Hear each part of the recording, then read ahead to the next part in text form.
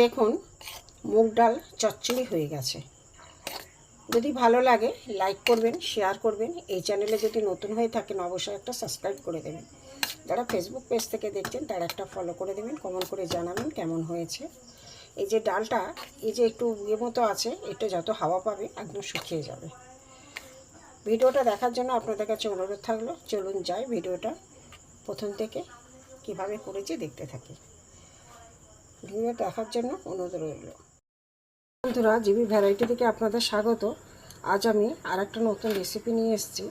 দেখুন এখানে মুগ ডাল চচ্চড়ি করব। প্রথমে আমি ডালটা পরিষ্কার করে ধুয়ে নেব, কাঁচা ডালই ভালো করে ধুয়ে নেব। গ্যাসে কড়া বসিয়ে আমি জল বসিয়ে দিয়েছি। এখানে আমি মুগ ডালটা পরিষ্কার করে ধুয়ে আমি সেটা আগে সেদ্ধ করে নেব।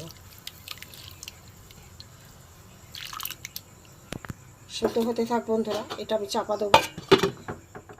ডালটা সেদ্ধ হওয়ার সঙ্গে সঙ্গে একটুখানি হলুদ দেবো, আর এখানে আমি নুন দিয়ে দেবো। ফের আমি চাপা দিয়ে দেবো, সেদ্ধ হোক। বন্ধুরা, ডালটা পুরো আমি সেদ্ধ করবো না, একটু শক্ত শক্ত থাকতে নামাবো।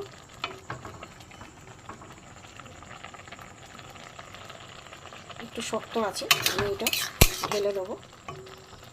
ঢেলে নিয়ে দেখা। বন্ধুরা, গ্যাসে কড়াই বসিয়ে সর্ষের তেল দিয়ে দিয়েছি। এখানে ফোড়ন দেব, একটা তেজপাতা, 5 ফোড়ন আর 2টো শুকনো লঙ্কা।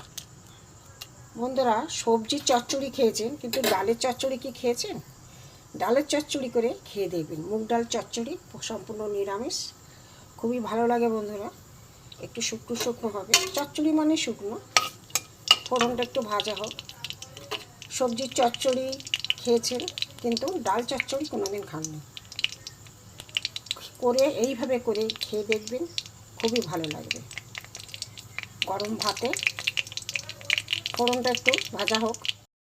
বন্ধুরা, ফোড়নটা হয়ে গেছে। এখানে আমি নিয়েছি আদা গ্রেট করা, ধনে জিরে, এখানে শুকনো লঙ্কা, এটা আমি এতে দিয়ে দেবো।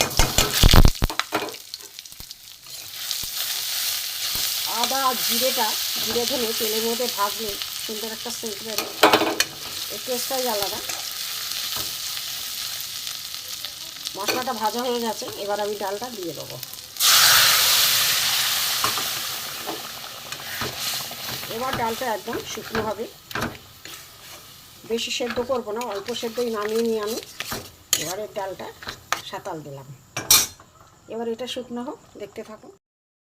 অনেকটা শুকনো হয়ে গেছে, দেখুন আরও শুকনো হবে। ডাল চচ্চড়ি মানে একদমই শুকনো, আরও শুকনো হবে, দেখতে থাকুন। বন্ধুরা দেখুন একদম শুকনো হয়ে গেছে।